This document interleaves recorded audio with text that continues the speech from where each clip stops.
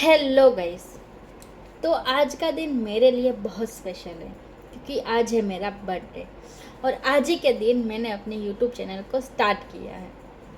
हम कभी कभी है ना खुद को भूल जाते हैं दुनिया के लिए, ऑफिस, सब के लिए।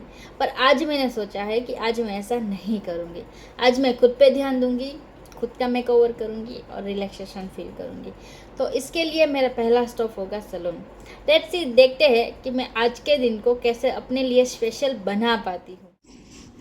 कभी कभी है ना ज़िंदगी में रुक कर खुद को भी सेलिब्रेट कर लेना चाहिए क्योंकि self love is the best love. आज का जो मेरा दिन है वो बड़ा ही अच्छा जाने वाला है क्योंकि मैंने खुद को ही बहुत स्पेशल फील करवा लिया है।